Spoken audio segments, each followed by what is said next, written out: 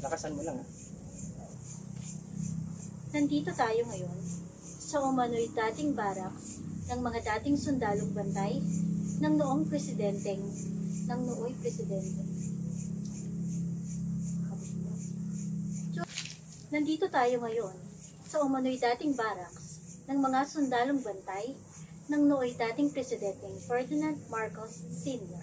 Marami ring kakaibang pangyayari ang may kakabit dito. Ang lahat ng mga naging caretakers ng lugar na ito ay namatay mula sa kanilang pagtulong. Pinaniniwalaan nila na sa mismong lugar na ito ay maraming elemento, multo, mga masasamang espiritu.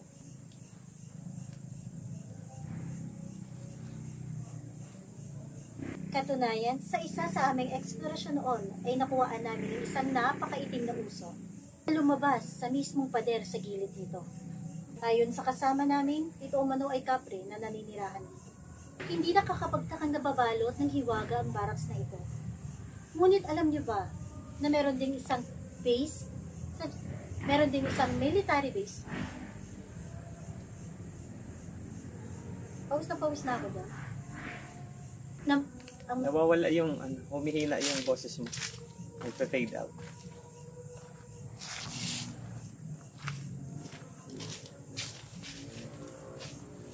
Lapit ka konti, sumobra ka. Ayan. Takot dito. Hindi nakakapagtakang babalot ng hiwaga ang barracks na ito. Pero alam niyo ba na meron ding isang military base sa Japan? Ang famoso rin sa istorya ng mga kababalaghan.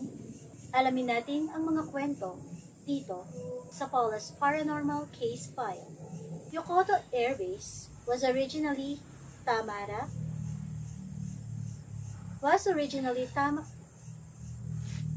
Narinig mo? Oo, ganang boses lang. Takot talaga ako. Okay lang yan, huwag ka matakot. Para ano? Shucks, pinapawisan kasi ako ng matindi. Wala pa ako sa... Ano yung sisimula? Oo, sumobra ka. Abante ka konti. Abante ka konti. Ito. Mm. Most, if not all of the buildings in Yokota Air Base is said to be haunted. Look, they were stressful.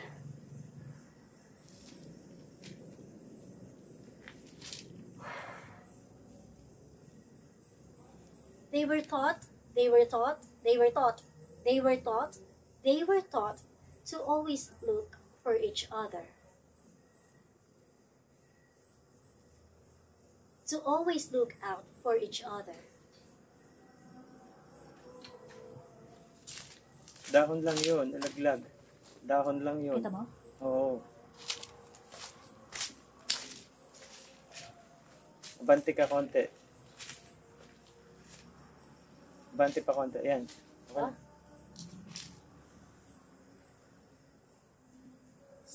Especially when they see possible signs of self-harm. Tatapusin ko na po. In the late 1970s, Tower Apart. In the late 1970s, after coming home from work to his tower apartment unit,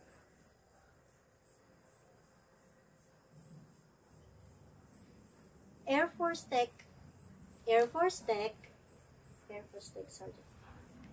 Tech Sergeant John Ginebro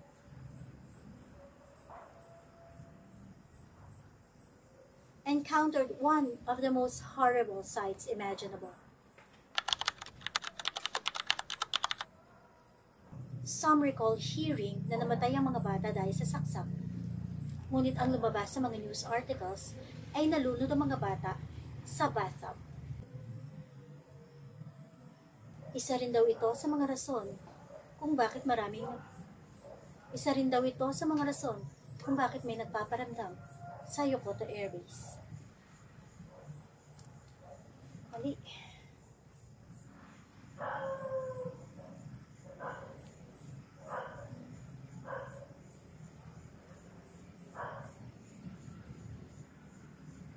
Wala nang impormasyon online tungkol sa itinakbo ng kasong ito. Combined with other events that happened in the apartment. Ang pangit. Saan ka pa ba?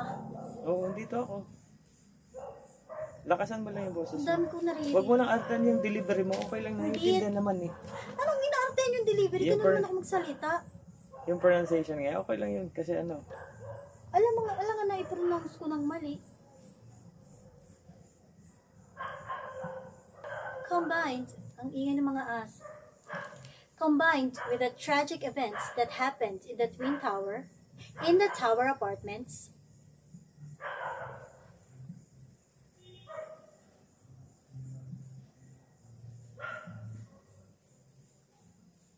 maraming kaso ng mga servicemen ang umano'y tumatalon sa building na ito at nagpapakamatay.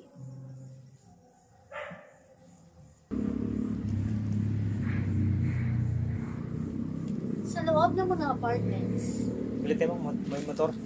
Ang lakas ng tambutso.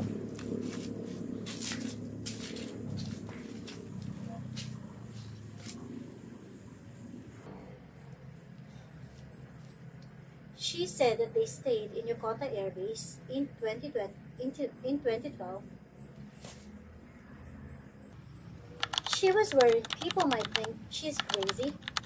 But when she started asking other servicemen and their spouses about it, nagulat siya dahil hindi lang pala siya ang nakakaranas ng mga ganitong pangyayari sa kanyang mga unit.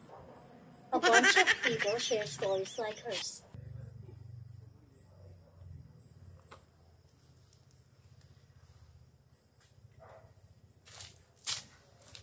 Sila yan. Sinabal yan.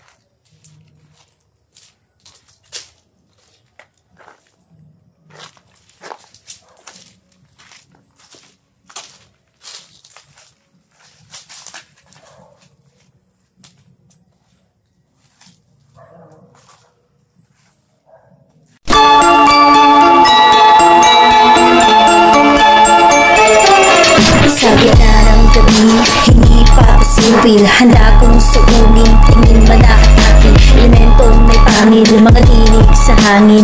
Aking sasalubungin ka, ang kapay dalangin. Magiging malapaligid ay aking papasukin. Di alintana ang panganig, sa may maikain. Tapos sa isip ang dang lipulin, mga tingin na masyadong malalim. Hindi papatinag sa mga bitag kasama at sinag mula sa taas.